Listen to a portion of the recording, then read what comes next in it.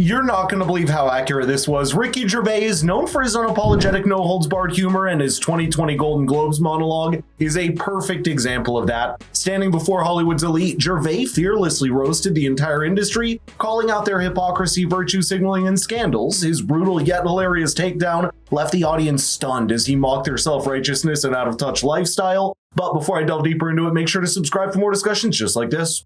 You'll be pleased to know this is the last time I'm hosting these awards, so I don't care anymore. I'm joking. I never did. NBC clearly don't care either. 5th time. So, I mean, Kevin Hart was fired from the Oscars because of some offensive tweets. Hello? Lucky for me, the Hollywood foreign press can barely speak English. And they've no idea what Twitter is. So I got offered this gig by fax. So let's go out with a bang. Let's have a laugh at your expense, shall we? Remember, they're just jokes. We're all going to die soon, and there's no sequel. So, yeah. That proves the hypocrisy the entire industry runs on. You see, Kevin Hart was supposed to host the 2019 Oscars, but after a series of offensive tweets resurfaced, which Hart sent out as jokes, he had to step down and issue a public apology. Another funny point Ricky makes is that many celebrities today seem to have forgotten that humor, at its core, is meant to be lighthearted and fun. Instead, they react defensively when jokes are made at their expense, taking offense rather than understanding the playful nature of comedy. The irony is, public figures, they are always at the center of attention and benefit from it, but when it comes to jokes about them, they struggle to embrace it. It's like they have fragile egos or something, but hey, who am I to judge multimillionaires who probably have a therapist for their dog? I don't know if Will Smith was in the audience, but he clearly could have used his advice, as it would have avoided him a lot of trouble later in life. Ricky also took jabs at how the industry champions for diversity. Just watch what he said next.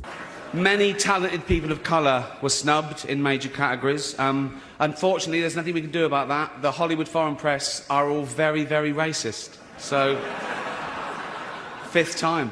So, we were going to do an in memoriam this year, but when I saw the list of people that had died, it wasn't diverse enough. No. It was mostly white people. And I thought, nah, not on my watch. So, maybe next year. Let's see what happens. In modern Hollywood, diversity has gone beyond just being a buzzword. It's become the all-important yardstick by which everything is measured. Movies, TV shows, even awards. If they don't tick the right boxes on the diversity checklist, well, they're in for heap of criticism. Take any major Hollywood release and you'll likely find a marketing campaign that boasts about its diversity credentials. From the casting of actors to the choice of directors, the focus is on representing every conceivable background. Now, don't get me wrong, diversity is essential, but it almost feels like the top execs in the industry are using it to signal their virtue and cash in on social issues. This is why we're seeing some awkward and forced inclusivity, where characters and stories feel less organic and more like they're fulfilling a checklist. That's why Ricky's joke's a home run. Takes the concept to the extreme and exposes the absurdity. He is also commenting on some of the dark secrets in Hollywood and the reactions to it that are priceless. Just watch next how it unfolds. In this room are some of the most important TV and film executives in the world. People from every background, but they all have one thing in common. They're all terrified of Ronan Farrow. He's coming for you. He's coming for you. Look, talking of all you perverts, it was a big year. It was a big year for paedophile movies. Surviving R. Kelly, Leaving Neverland, Two Popes. Shut up. Shut up. I don't care. I don't care. No one cares about movies anymore. No one goes to cinema. No one really watches network TV. Everyone's watching Netflix. This show should just be me coming out going, well done Netflix, you win everything, good night. But no, we got to drag it out for 3 hours. You could binge watch the entire first season of Afterlife instead of watching this show. That's a show about a man who wants to kill himself because his wife dies of cancer, and it's still more fun than this, okay? Spoiler alert, season 2 is on the way, so in the end he obviously didn't kill himself, just like Jeffrey Epstein. Shut up. I know he's your friend, but I don't care. You had to make your own way here in your own plane, didn't you?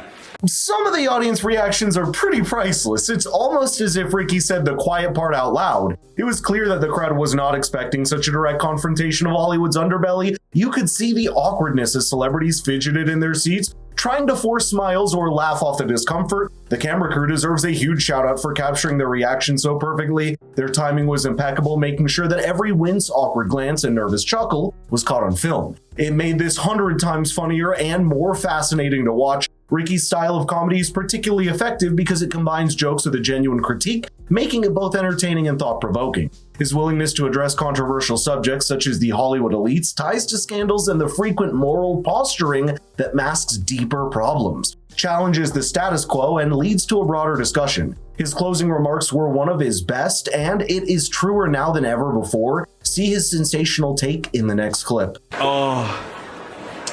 Apple roared into the TV game with a morning show, a superb drama,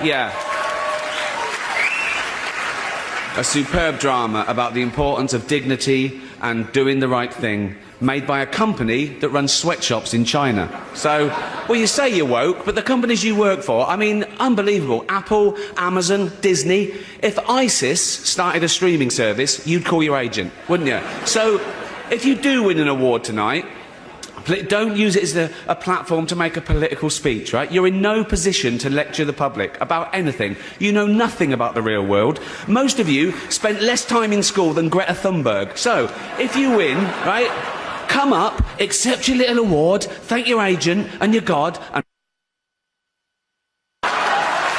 so...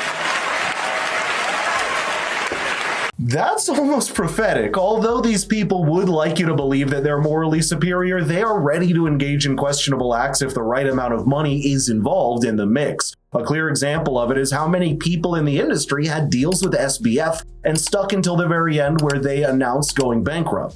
Not only that, but these award ceremony speeches mostly devolve into virtue signaling exercises where celebrities use their platform to champion causes and issues that they have only a superficial understanding of. For instance, actors who choose to deliver impassioned speeches about climate change, also fly in private jets, or those who speak about racial inequality without addressing the complexities of systematic issues. Personally, anytime I hear one of these speeches, I'm confused whether these statements are motivated by a genuine desire to make a difference or if they're simply an attempt to garner social capital and applause. But apart from that, what are your thoughts on this? Do you think Ricky's speech would fly in today's cultural landscape? Let's get the conversation rolling in the comments down below.